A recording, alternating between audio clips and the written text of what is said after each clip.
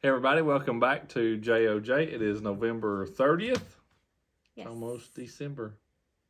And Jenny's Christmas lights have already been on, just in case you were wondering. They were on a week before Thanksgiving. About a week.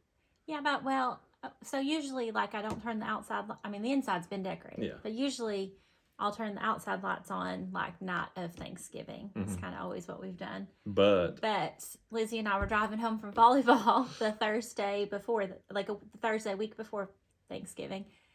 And so many people already had their Christmas lights on. And so I was like, you know what? it was more than that because today's a week before Thanksgiving. So when did she have practice? Tuesday. Tuesday. So I guess it was Tuesday. Yeah. Like that whole hour home, like I was like, oh, Lizzie, look at those. And she's like, look at these. And so I decided right then, the next night our lights were going on. She was peer pressured. And I'm not sad about it. It's great. Yep, me either, because I didn't have to hang them. They're just done. Yep.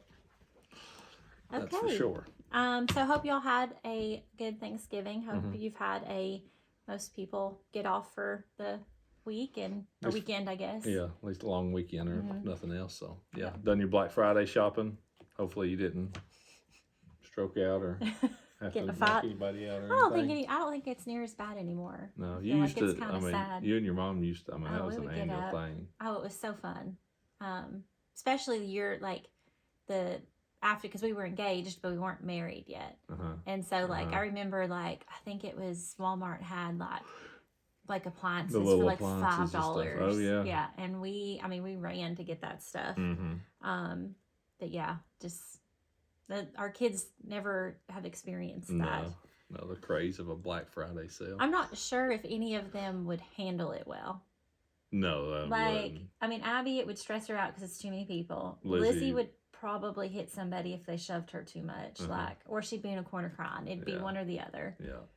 I think I could give Lizzie a list and be like, this is what you need to get, and she'd get it. Oh, she'd get it. I don't know what would happen between then and her getting it, but and Parker would just be like, he'd be spinning in circles. Yeah, this is dumb. I'm not doing this. Yeah. Just leave.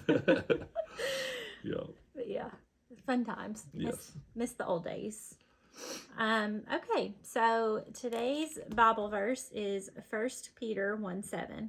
These troubles come to prove that your faith is pure.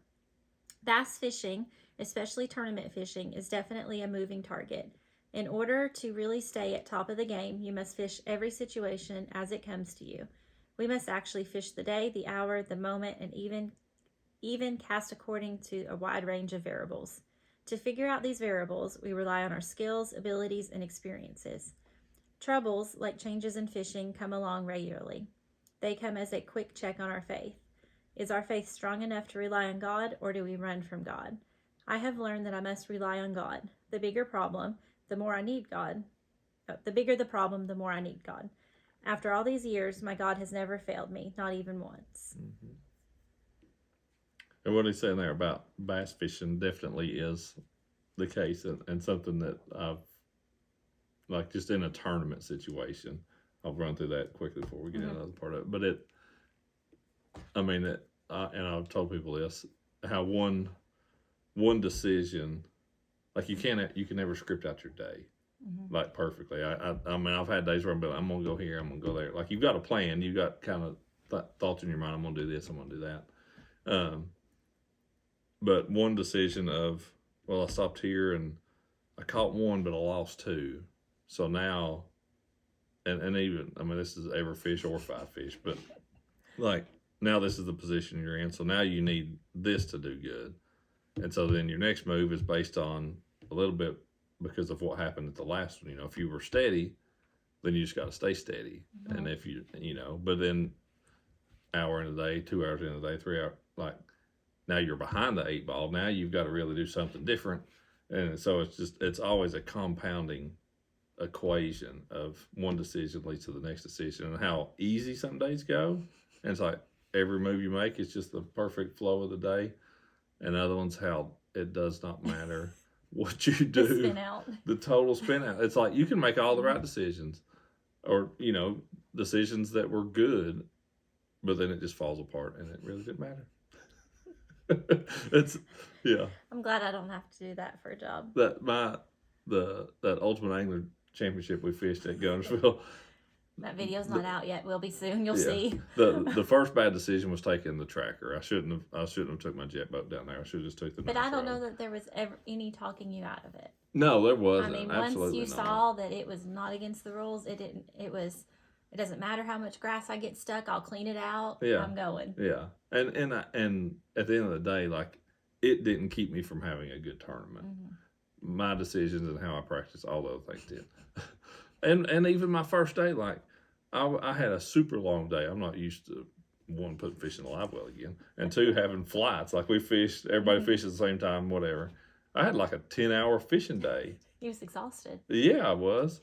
But, I mean, at 10 o'clock in the morning, I should have had a pretty decent start on my day. Like, I had missed what few good bites I had, I had missed. And I probably should have had 3 fish that 3 of my 5 that I would have wanted to wait in.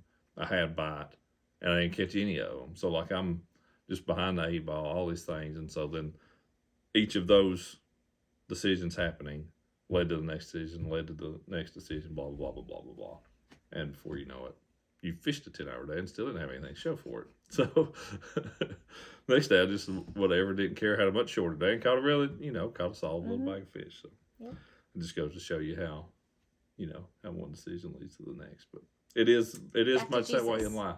Yes, it is much that way in life. How you think, and we could apply this a little bit in how Lizzie's volleyball right now, but how we make decisions that we think, that's just a small decision. I don't even have to pray about it, or I don't, that this isn't what kind of eternal consequences or major life consequences even, not, if you've got your salvation in Christ, your eternity's set. But let me just make this little decision here. It's not really a big deal. It's not going to affect anybody else. It's just for me. It's just for my family. We don't even need to pray about it. We're just going to, hey, let's do this. And how the ripple effect that ends up having down the road is stuff that we couldn't imagine. No. Where were you going with that? About Lizzie and where she's playing volleyball. Oh, yeah. I mean, that was, and I mean, I guess I'm guilty of, I never like sat down and prayed with her. I hope she did actually pray about it. We kind of did leave that kind of decision to her, because she wants to play at, a college level. If you ask her, she'll tell you she's going to UT or Florida, but we're trying to, I would rather her be at a much smaller school. But, club vol is important in that. And so where we have been has been phenomenal. Like, love them, love the directors, love the coaches we've had. But she had an opportunity come up because of where they're going to school at now. Before, this was never an option. She would have played there last year. But when you're going to school in one direction and club volleyball's this direction and your brother's playing basketball, it just doesn't work when dad's out of town, and I can't do it. No way to logistically handle all of it. And so this year they're both playing basketball and we're all in the same direction. So I was like, you know what, let's try out for it. And she's on a phenomenal team. She loves her coaches. And so, you just pray that one decision of a big change is the right decision. And, that she is we know she's being surrounded by godly people, and not only focus on volleyball, but that, which she was at her other club too. I don't want to say that we weren't. No. Yeah, we've been blessed with both.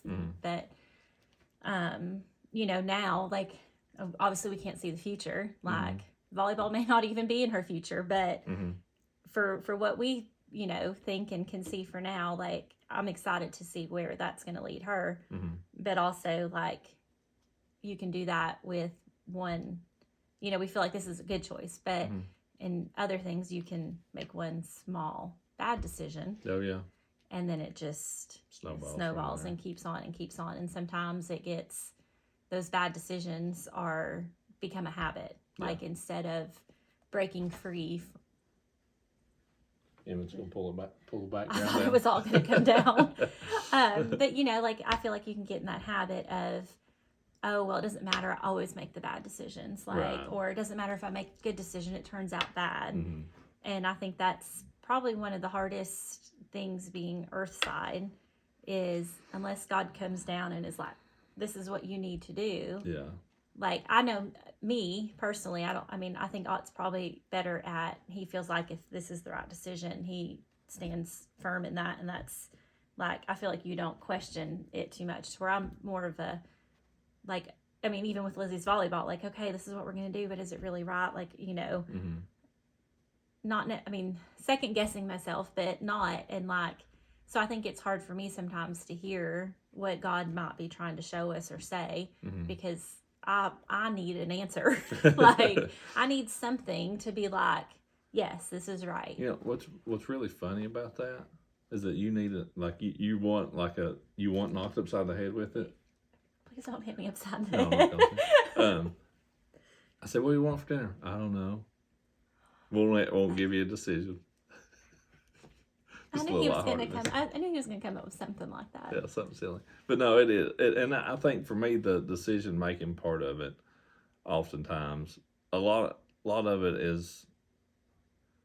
I try to settle it ahead of time, like praying about it and that kind of stuff, and be like, God, either open this door, and if it's open, I'm gonna walk through it, or just make it to where it's either a little bit difficult or it's, just close it all together. Like, but if it's open, I'm taking that as you saying this is the way to go, and that's that's kind of the way.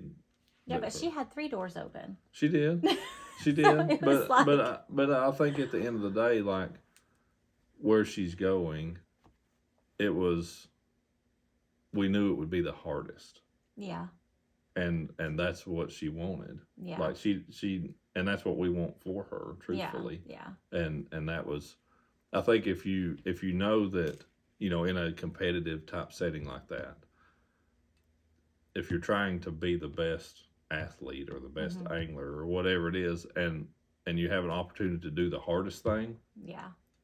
And you choose if that door's open, then that's where you're supposed to be. Yeah. If you have that opportunity, in my opinion, like because if it is some type of competition, something to that effect. Yeah. Well, if you're not pushing yourself, you're not growing as much as you could. Yeah, but I think that also that applies. Absolutely, it does in our faith as well. Yeah. Like, it's always like people say, God doesn't necessarily want you comfortable. Like that's not His goal. Yeah. Like He doesn't equip. He doesn't call the equipped. He equips the called. Yeah. So. Yeah. And every situation, whether we feel like we can do it or not, He's going to equip you with it. Yeah. If you feel like you're stepping into a place in your faith or in ministry or whatever, you're like, there's no way this is what I'm supposed to be doing, or that I'm ready to do. No, you're probably not. He's going to get you ready. Yeah. So that's the good part of it. So. Yeah. Christmas giveaway.